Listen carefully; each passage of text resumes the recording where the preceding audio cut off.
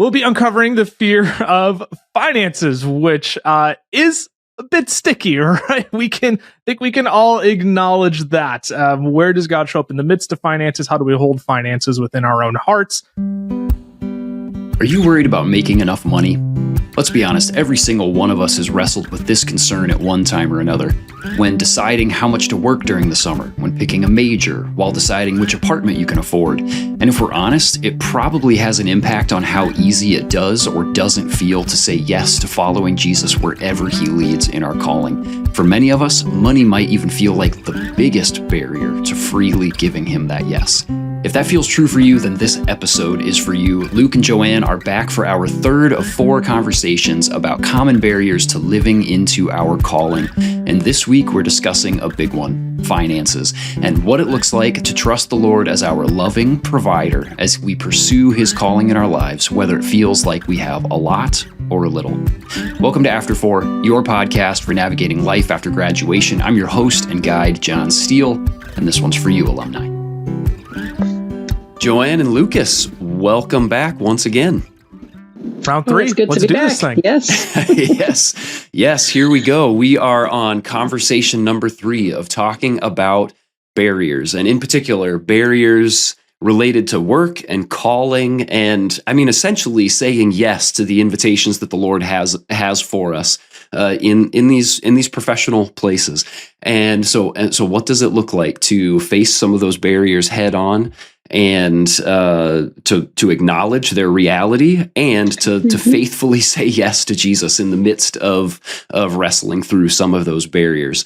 And let me see here. Thus far, we've talked about fear in general, just big picture fear. We have talked about family and potential barriers that we might come across with family. And so in episode 3 here, we have a brand new barrier that we are going to discuss. So I'm going to hand it off to you two. What is our third barrier that we're discussing? We'll be uncovering the fear of finances, which is a bit sticky, right? We can all acknowledge that. Where does God show up in the midst of finances? How do we hold finances within our own hearts? We'll be uncovering some of that today. Okay, that's great. Yeah, I mean, let's be honest. If we're talking about work and calling, and maybe saying yes to a job or saying no to a job or continuing in a job or whatever it might be, wherever the area of discernment is, if we're not being honest that money isn't part of the conversation, then we are just lying to ourselves. So I'm glad that we are, sticky as it may be, I'm glad that we're digging into this conversation today. So, yeah, I know at some point we will start stepping into some stories and some scripture, but is there any further framing that would be helpful as we prepare to take deeper steps into this conversation? I think that the question with finance, it's underlined a little bit, but where our treasure is, that's where our heart is. And so it is the underlining when we talk about finances. And it's not to say that God doesn't desire for us to have finance, to be paid, to receive a salary. Yes. But I think that there is an underlying assumption or a little bit of trickiness to figure out what is it that my heart is saying in the midst when it comes to finances. I could come from a perspective of my own story of growing up as a poor girl from Brooklyn, lived in a place where sometimes we didn't know where our meal was coming from. Sometimes we didn't know what life would give us that day, and especially when it came to finance. And when I had the opportunity to go to college, I thought, well, this is my ticket out. I'm going to make the big buck. Yeah. Was I so wrong about the process? Because God really worked in my heart about where's my treasure, what it meant for me to say, one is I was looking at my upbringing as a place too negative to think that God was actually working in my upbringing to give me a perspective of his kingdom. And second, it was, I really sought work as a way out, where there's actually, work is not the way out. It's actually the place where God is working within me in the process, but it's not the way out of something of poverty, which I think it's a little fine line. Yeah, it's interesting because I think about also we talked about family, but family also has a view of finances. And sometimes their view of finances affects the way that we interact with this. Like, Did my family see me as the savior to take us out of this place? So there is this honoring of my family, of the finances is actually really important on every level. So personally, my community, being the first one to go to college, I'm like, yes, I'm going to get us out. No, I'm not going to get us out. But I am going to be faithful to God and to listening to Him. And is finance going to take me, grapple at my heart in a way that would cripple me? And that's where I think sometimes I find that our finances cripple us, for good or for bad. Because some folks might be like, oh, I don't want to take that promotion because I want to honor God in the place where I am. And that's giving me too much to manage. I'm like, sometimes that's God entrusting in us much more finances that we don't even understand. And so maybe to come back to Him and say, Lord, how do I trust with you in these finances that you have given me? How do I bless your kingdom? Yes. And especially I say for those of us living in, this very Western culture, our relationship with money is such it's just such a place of conflict. And it's one of those, like, something is going to disciple the way that you engage with money. Is it going to be the rest of the world, or is it going to be Jesus? And if it's going to be Jesus, then He's going to take a very different route than you might anticipate. Or maybe he will invite you into the route that you expected, like, oh, this is the job that I've been preparing for. But my guess is He's going to ask you to engage differently with the paycheck that's going to come out of that job than you anticipated. So either way, we need to be prepared to be discipled in the right way around our finances. And so I'm glad that we can talk about this conversation further together, because whatever area you're stepping into, you can expect discipleship to be a part of the conversation. It is very true. And I think I'd love for us to talk about the passage, which I find that it's a very interesting passage, because the passage we've chosen is actually about Paul. And when it comes to finances, which we're so used to hearing Paul, the man of the evangelist, and bringing the gospel to all places.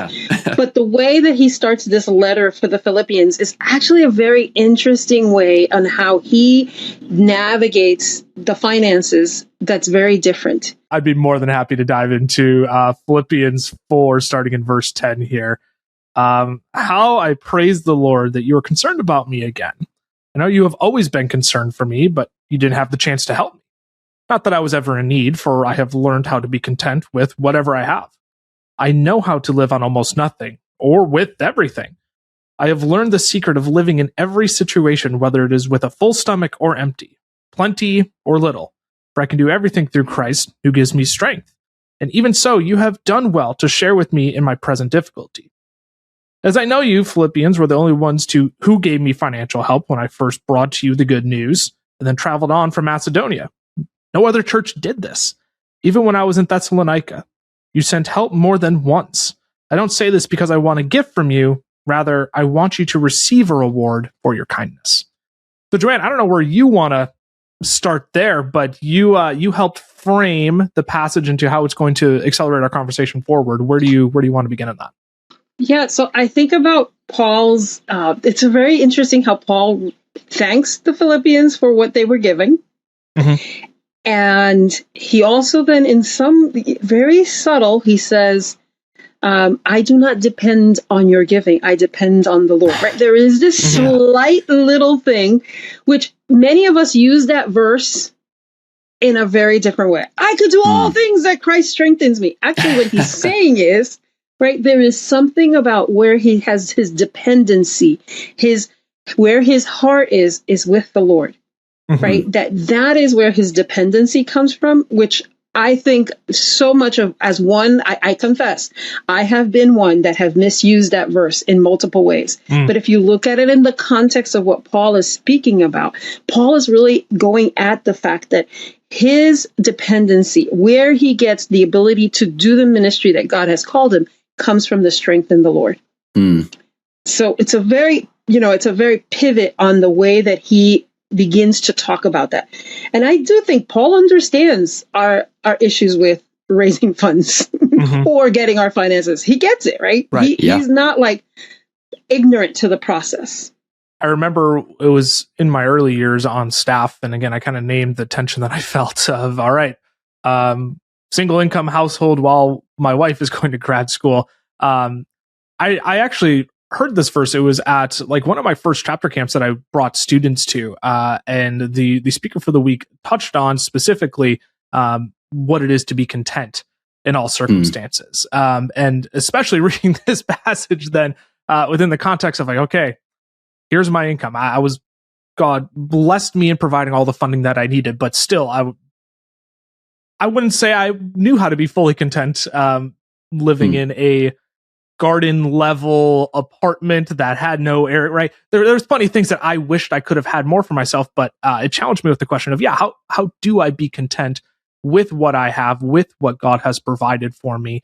And will God even provide for me when I don't think I have enough, right? Not even just thinking about it from a funding perspective, but thinking about the job market for recent graduates. Like working with students who are currently experiencing that right now, that is not an uncommon fear or concern that even ranging down to some of the juniors that I'm working with, right? They're already actively thinking about that. So I think especially adding this, like, what does it actually mean to be content? Not just in need, but maybe it might even be worth exploring. What does it look like to have plenty as well and be content with that? Yeah. I just think it's very fascinating that he talks about, contentment in either one of these places, because so often maybe this is just a me thing, but my mind goes to the Lord is going to provide. And that means where I have my budget set is what the Lord is going to provide. And what, at least my interpretation of what Paul is saying here, is sometimes actually where I have my budget set, I am living in a place where I am in need. The funding does not quite reach the resources that are coming in does not quite reach the budget that I have set. And yet the Lord is discipling me to be content in those places and to trust I have enough for now, and he will continue to take me through. So it's possible that some of our grads are going to have to say yes to a job that pays significantly less than they anticipated. And for them to say, what does it look like for me to adjust my expectations and to say that this is enough? The Lord is saying that for now, this is enough. I will be content. I will move forward.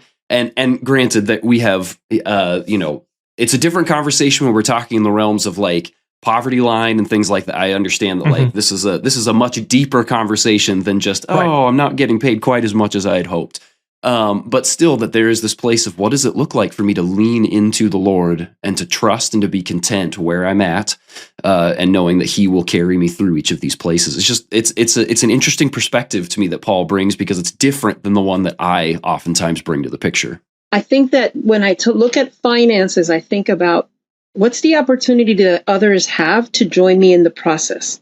And so I have realized that sometimes letting people know where my finances are gives them the opportunity to provide in ways that they can. Right. So that's actually, for me, the element of community in this. Paul invites the church to participate. Yeah. And he doesn't, he says it. There are some who didn't. And you guys did. And so there is something that he wanted it to be held a credit to them. Which that to me means that he wants them to be blessed. There's a blessing in that giving that he's giving to them because they provided for him. And I think that balance between those two things is an interesting thing about if he made his need known, right? And then he was able to be blessed. I wonder for some of us who are in isolation of not saying, I'm not going to disclose what my finances are, where I'm feeling the lack of. Yeah. We're not getting the help that we should be getting from others, right? So even I think about those in the marketplace, like, are you really letting know what you might need? Right. Maybe you're not. Maybe you're settling. Maybe you are, right? And I think those are the questions about we need to, and back to the same where we started, where's my heart at? Are we able to be honest and open about where we are financially and what might be the other things that are on our plate? Like I could see a 22-year-old, you don't need a big salary. Yeah, you'll be fine with just a little bit. But we forget to ask, right? Are there people you're caring for? Are there people that in your circle, right, that you might need to have financial responsibility for. And those are things to consider that's different from just you're a 22-year-old, you can make it with just a little bit. Yeah, and I feel like that also has the potential to discount the possibility of like, what if the Lord wants to use this 22-year-old as a place to funnel his resources to other places and people? Like, so maybe what I need to do is can I ask my boss, like, hey, can I get a raise? And your boss might say yes to that just because on the basis of merit alone, there could be opportunity. Or are there people in your church community that you could say, like, man, I'm struggling to make ends meet. Could I come and have a meal with you once a week? And that would really just help alleviate some of these things. And so there could be opportunities to ask, or there could be opportunities if you are one who has been blessed with much to say, like, where are the places where maybe somebody else is experiencing that lack that I could be funneling the Lord's resources? Yeah, I do. I love that perspective, right? Because I think we would then be changing the way our culture talks about finances. Yeah. And it's countercultural. It's a way of looking at our finances in a way of, so I'm reminded of the Old Testament where the Levites had to live off of other folks. Right. And, they were not given land. They were given and so they were being cared by others. I wonder how we in this stage of our culture, of the way we have been feeling, right? Finances are something that is, like Lucas said in the beginning, it's sticky. We don't talk about it in the way we could be talking about it. We don't talk about it in a way that could be of a blessing for other people. We don't look at it in that way, that God has entrusted us with such things and we could use it to bless. And then it stops us from seeking other things, right? When I said yes to being in ministry, I was afraid about the finances. I have to be honest, right? I didn't know where finances were going to come from. But I still was able to look beyond that and say, okay, God, if in my childhood, through my life, you have provided in ways that I don't even understand, why would you stop now? Right. And so we talked about the attributes of God. He's been faithful. Yeah. Yes. So he's not going to stop being faithful. Yes. Lucas, you were going to add something. I was just going to say, like, I'm bringing it back to that point of God being faithful, but also, I'm still sitting with this, and it's been a minute since I chimed in, but I'm still sitting with this reality of, like, is it easy to be content? Like, I still ask myself that question of, like, no. Given everything that we just laid out, is it still easy to be content? Like you said, John, I experienced the same thing where my budget bar is this high. You know what? We're sliding in under it this year. Is that going to be, can I be content with that? Will God still be faithful? Will God still provide in that? The answer is yes, but and here we go back to naming, like, the reality of being okay with it. Like, sometimes it's difficult for me to be content, either with what I feel, the lack of what I have, or we can talk about the posture of having more than enough and still maybe even having the desire of having more than enough still isn't enough. So what does it look like to be content in both of those circumstances as well? Because I also acknowledge there might be some people coming out who land the big fish job and they're absolutely crushing it, but how do we still be content with little or with plenty, as Paul mentions? And I've been sitting with this reality as we've been talking of, like, I can sit here and tell you just be content, and I'm like, man, and I still struggle with that myself. So I understand that's not an easier said than done is maybe what I'll end my piece on there. Yeah. Do the two of you have helpful thoughts about what it looks like to cultivate contentment? I don't know if that's a direction that you want to lean into for right now. That could be a whole other conversation just in and of itself. But I don't know if briefly, if you have a couple of, like, contentment does seem to be at the heart of some of this, is something that we need to cultivate. So have there been helpful things that you have done in the realm of finances that have been helpful for developing a heart of contentment? Whether with much or with little?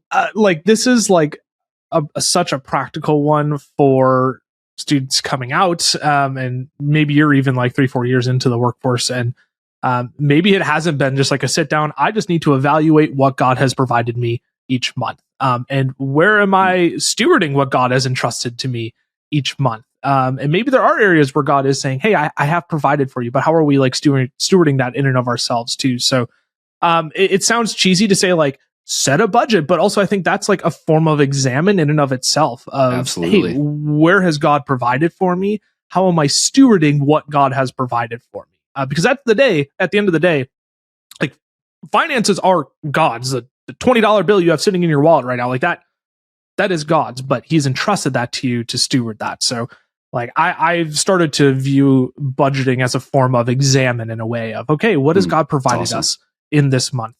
Where are we stewarding that? Like, yes, Joanne, you mentioned earlier, a working man is worth his wages. We're going to make sure we have food in front of us, a roof over our head. We're going to make sure the cat has food in front of her every week too. But where are we stewarding our finances otherwise as well?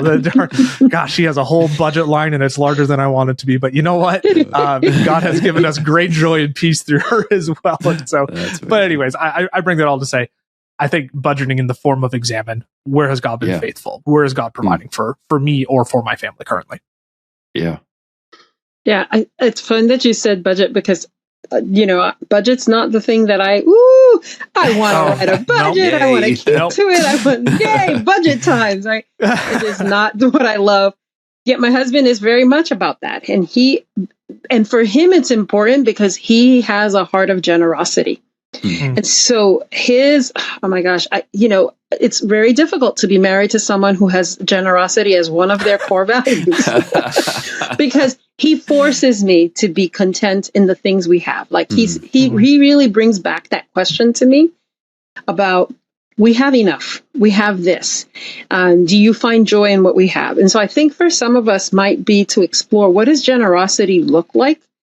And especially when it comes, because we could be generous with our time.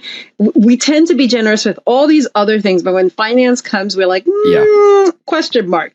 Yes. Right. And we hold to ourselves. And so I think for me, that being married to someone who is very highly generous, and that is one of his traits, has taught me to see money differently, to see the resources we have a different way, to engage with money in a very different way. And I just was like, that generosity question has always been something that I come back to. So where do I find my contentment? Am I being generous with what I have? Am I being generous with the things that I have?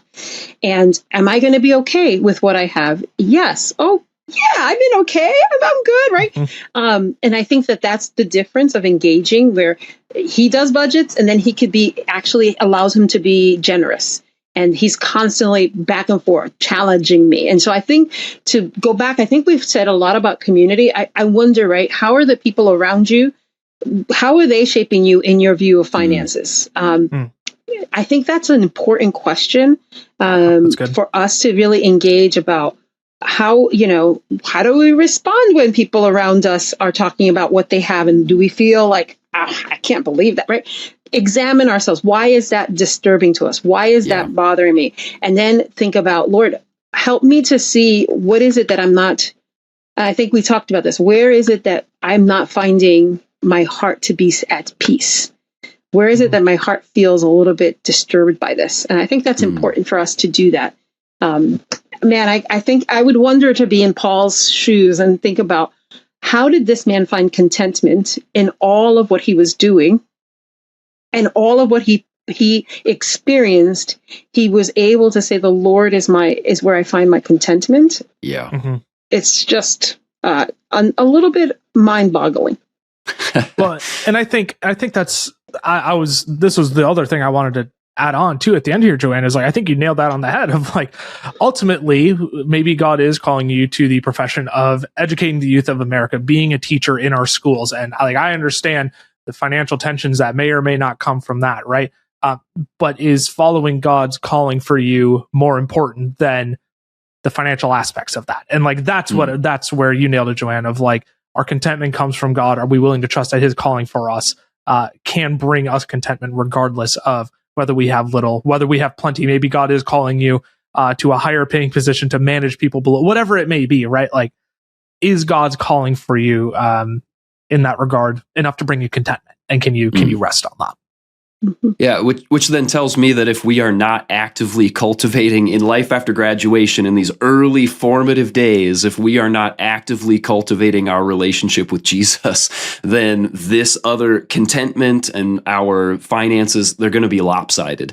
Like we are immediately putting ourselves at a disadvantage of like, okay, if I want to have finances that are fully surrendered to Jesus so that I can say yes to his calling in my life, so I can be faithful to his calling, whether that's to high paying or low paying, if we are not purposefully leaning into cultivating that relationship with Jesus, then we are going to be hampered majorly in being able to develop appropriate kinds of contentment and stewards of the resources that he does give to us, and being able to be vulnerable and reaching out to our community, because we can say it, but if we are not doing it of Jesus is where I find my contentment, then it's just we're shortchanging ourselves in being able to do that effectively.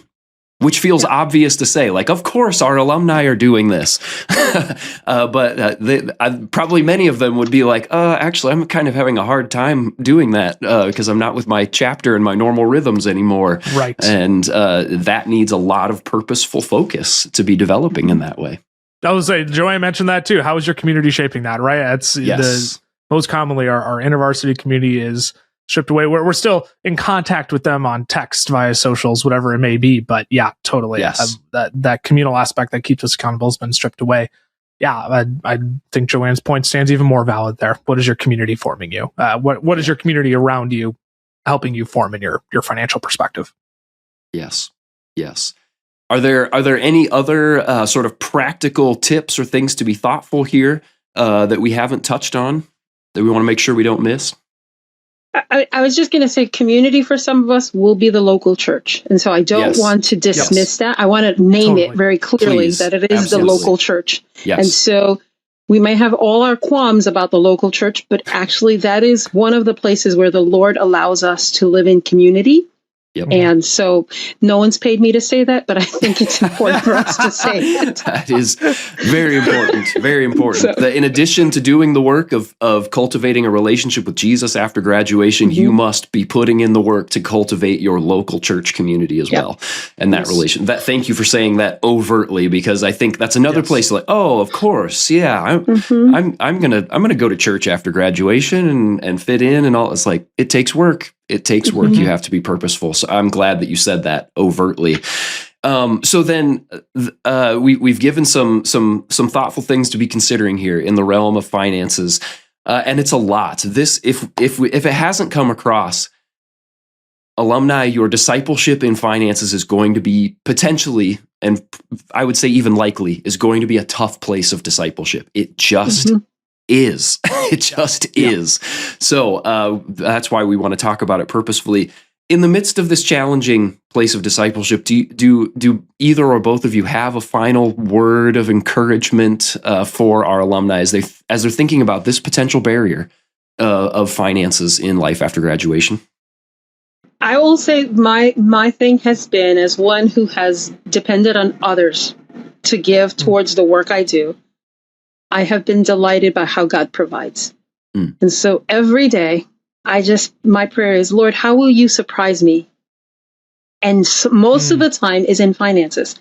And he's just, I'll give you a simple, this is like the dumbest thing, but I had been to a store. I saw a pair of socks. I thought, oh, these are so cute.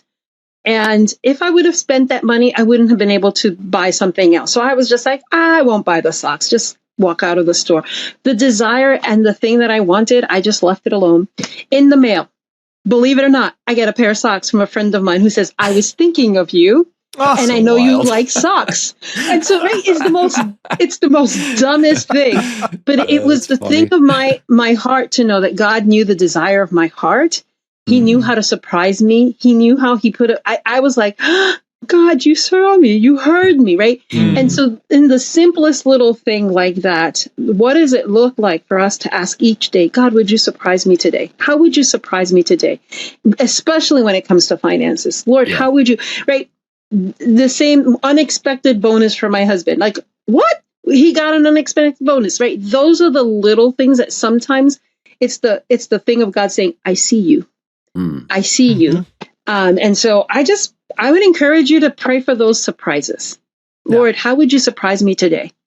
And awesome. It could be this merger that you're doing in the job, and you're like, it happened, and I can't wait. And that's just a reminder: God sees you. God sees you wherever you are. So that would be my pastoral word. Pray for the surprises that God would have for you today. That's awesome. Even if it sucks. Yeah. Amen to that. I hear that. Yes. I just want to clarify that Joanne said, even if it's socks, not even if it sucks. Correct. S-O-C-K, sucks. Oh, man.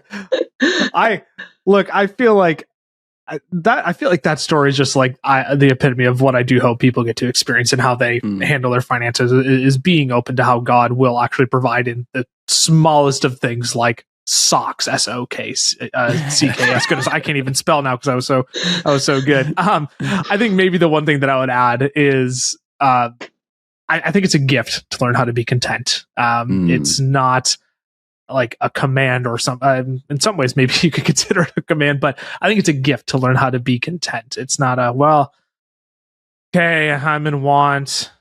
Well, okay, I guess I should try and figure out to be happy with what I have. It's a gift to be content with God. And my prayer would be that new grads can receive it as such, whether it is, oh man, not quite the apartment I wanted to be living in right now, or okay, maybe I do need to go to ask if I can come have a meal with a family at church, like you mentioned, John.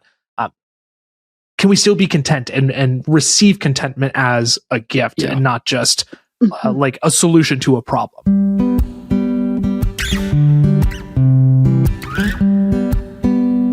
Alumni, what if the number on the bottom of your paycheck isn't what determines enough? What if it's a well-cultivated sense of contentment and a mustard seed-sized faith that God will provide? I don't want to paint a picture that suggests that following Jesus in your calling means you're going to live an impoverished life. I think you might actually be surprised at the extremely generous and sometimes extremely inventive ways that God comes through to supply your needs. But I do want to make it clear that you might also have to alter your expectations and assumptions around what enough really is.